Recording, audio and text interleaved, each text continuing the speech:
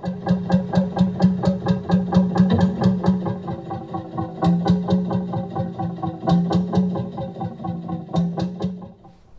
hello, my name's Andy Tidy and welcome back to another episode of Canal Hunter. And if this is your first visit to the channel, you're welcome, and I hope you click the subscribe button. We've been following the old backdoor route into the BCN. We've been theoretically bringing a boat up the Hatherton Branch Canal, the Churchbridge Locks, and then down the Cannock Extension Canal. Well, we have rejoined the main canal system, if you can call it that, on the Wyrley and Essington Branch. This is a very remote stretch of canal. It takes very few boats these days, but it is remarkably beautiful. Behind me is Pelsall Works Bridge, the very first iron bridge made by the Horsley Ironworks, and it's kind of served as a prototype for all of those beautiful iron spanning bridges that you see elsewhere around the canal system.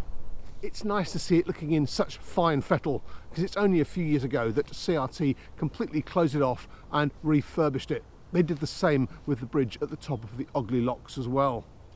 Immediately to the east of this bridge there was the Midland Spelter Works on the far side of the canal, a huge concern. And then there was a mineral railway that crossed the canal and led to a basin that came into the Pelsall Wood Colliery, and then continued on into the Southern Common where there was further coal mines, and the further you went to the south the shallower the coal measures became. Because geologically speaking the good coal almost cropped out at the surface across from Pelsall to Clayhanger Common, this was one of the earlier areas to be exploited for its coal wealth. There were loads of shallow mines all over the area, and of course they were the first to be played out. Pelsall Common, which today looks amazingly beautiful, used to be the scene of 3 huge ironworks. Almost hard to believe that they used to be there. And the canal route across Pelsall Common seems to go in a dead straight line, very much like the Cannock Extension Canal. But if you step either side of the common, the canal reverts to its roots as an extreme contour canal, and it winds all over the place.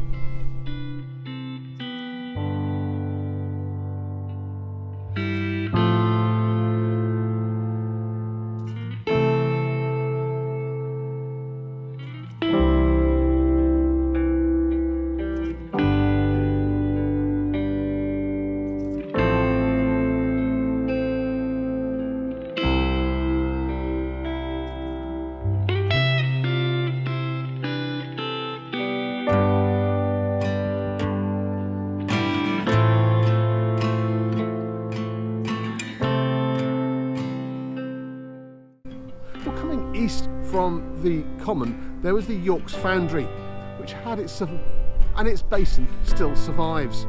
And then coming off to the west there was the Gilpin's Arm, and the further half of that lay beneath today's Gilpin's Crescent, and that serves Pelsall's southern pits.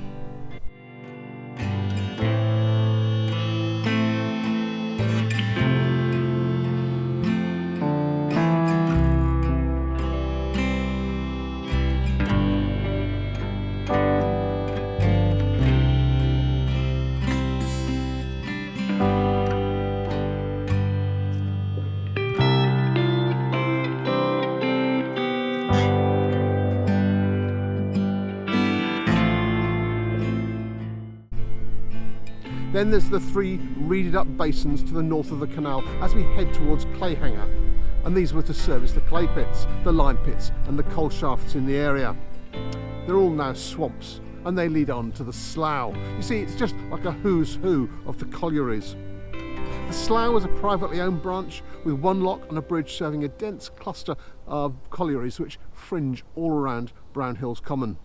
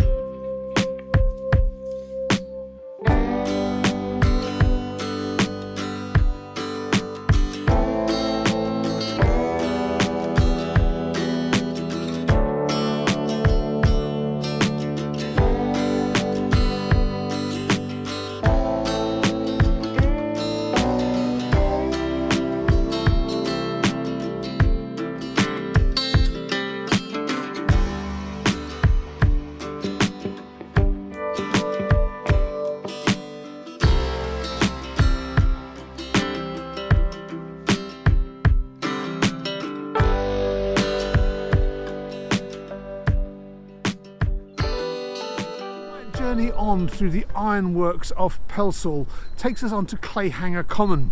And it was at this point that the ultra good quality coal pretty much came to the surface. So as you can imagine, that was all dug out long before the Industrial Revolution got started. And the end of those coal measures can be found almost directly behind us as you come down the Brownhills waterfront. This was the point where the surface coal stopped and the deep coal started. It's the site of the Clayhanger fault. I think you might remember me talking about the Great Western Fault over towards Stourbridge. Well, there is also the Great Eastern Fault, and that's the Clayhanger fault that runs almost directly under my feet. Well, by chance, at this point at Cat's Hill Junction, the Wyrley and Essington heads off directly to the west and heading to Ogley Locks. But the Doe End branch continues on to the south. The Doe End was built to try and reach the lime workings at Hay Head. And coincidentally, it also marks a dramatic change in the geology of the area.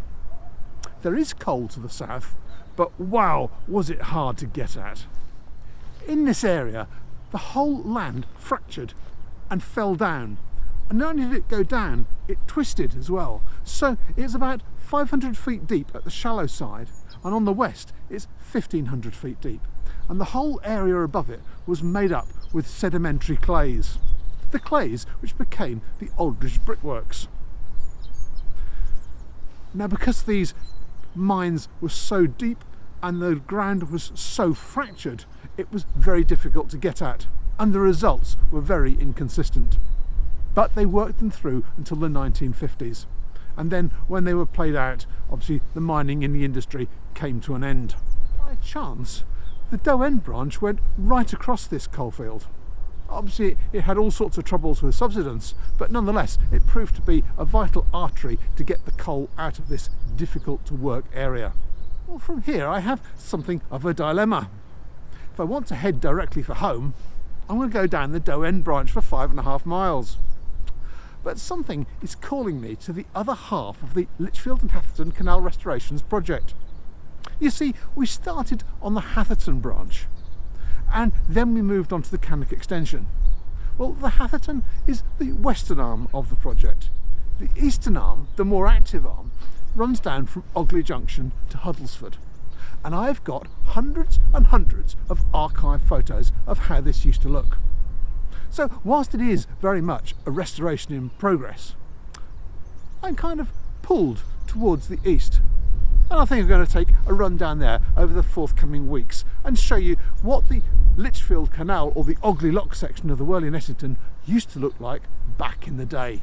But for now, that's all I've got time for. So till next time, I'll see you soon. Happy hunting. Cheerio.